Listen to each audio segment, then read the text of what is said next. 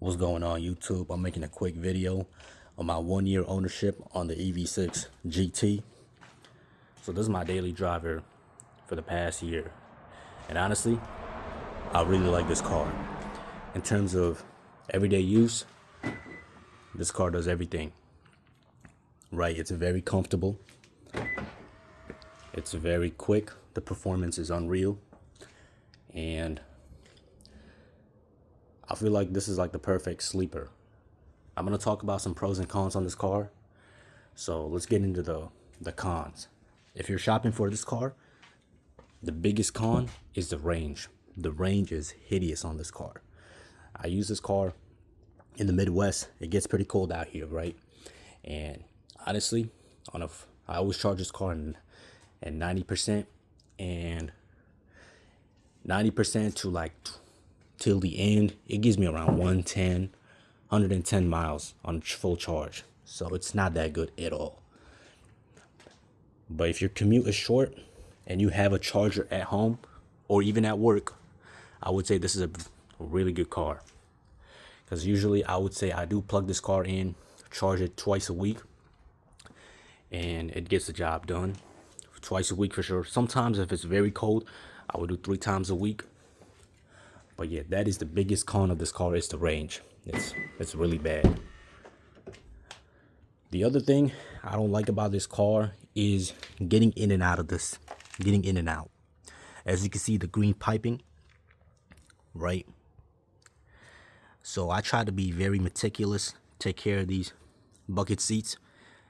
Because on my old car, I had another GT, a red one, as you can see. The piping would start to come off. And this car is perfectly fine. So getting in and out, what I do is usually I recline the seat all the way back so that I don't hit this part of it, and it preserves the piping on it. Other than that, I don't really have any of the cons with this car. Besides, maybe another thing would be tires. It does wear through tires a lot faster.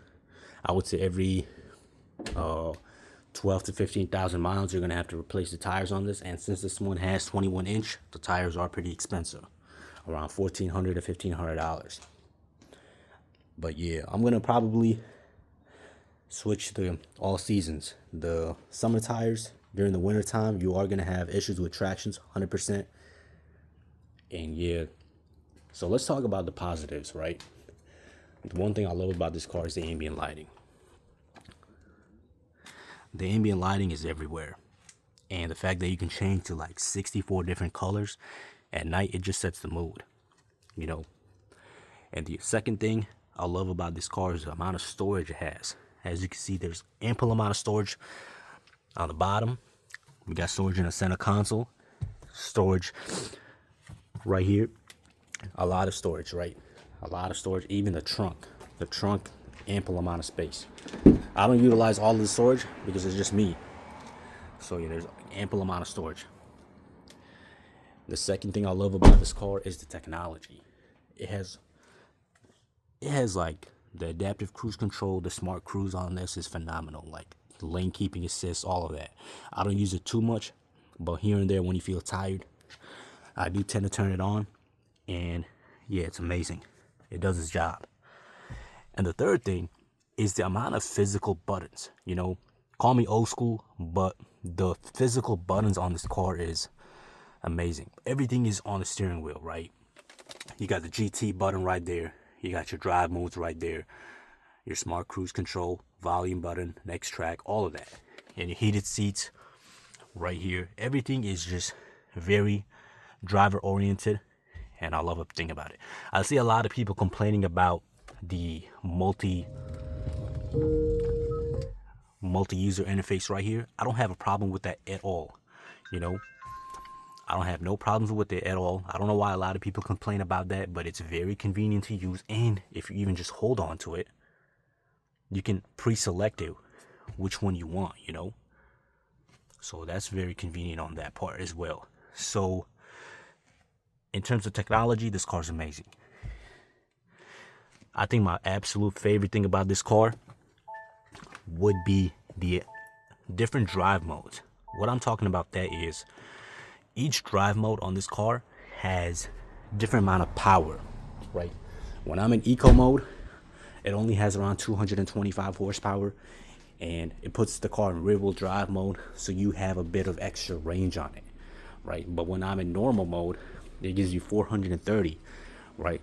But the power delivery is very lenient, you know, it's very smooth out, and I would say it's more than enough power. And then sport mode is definitely like much more aggressive, and GT mode is like full on aggressive mode. So during the winter time, I'm usually driving this in what do you call an eco and normal mode. Majority of times eco, but during the summertime, I'm mostly in GT mode, you know, just to have some fun, and normal mode here and there. So yeah, that's another thing I love about this. And one thing I love about the Hyundai, Kia, and Genesis cars is, let me show you on the driver's side real quick, is the fact that you can choose the regenerative braking. Let me show you what I'm talking about right here. So when you're in eco mode, right, puts in rear wheel drive mode. But if you want all wheel drive in eco, all you got to do is just change the level sensitivity to iPedal, and it puts in all wheel drive, right? And I feel like it's very, and it also has the fact that this car can like literally, you can turn off the full regenerative mode. You know, you can put it at level 0, and it's literally just coast. It's like a gas car. You don't have to worry about it when you're going downhill. You don't have to worry about it basically slowing down automatically. You can let the car just coast, glide, you know, when you're going downhill. Same thing with uphill. When you want to slow it down, you just turn it on level 1, 2, and it does its job. So yeah, I love that. And the fact that you have many different options on it. Auto, high pedal, level 1, 2, and 3. So yeah, overall, I love this car. You know, it has all the amenities and everything. I'm definitely planning on doing some mods to it in the future to make it quicker and also handle better. So one thing I want to do to it is definitely lower it. I'm thinking about doing some H&R lowering springs. So I want to lower the car by another like 1.5 inches or 2 inches. And then I'm going to be replacing the stock OEM wheels with some either 21-inch forged rims, forged top wheels, or 20-inch forged wheels. Let me know y'all thoughts on that, because I like the way it looks. And probably I'm gonna also have bigger tires in the rear, probably, or put some spacers. And yeah, I'll do the job on that. But yeah, just want to make a quick video on this car. It's been phenomenal. If you got any other questions, let me know. I'm gonna definitely answer them in the comments. But yeah,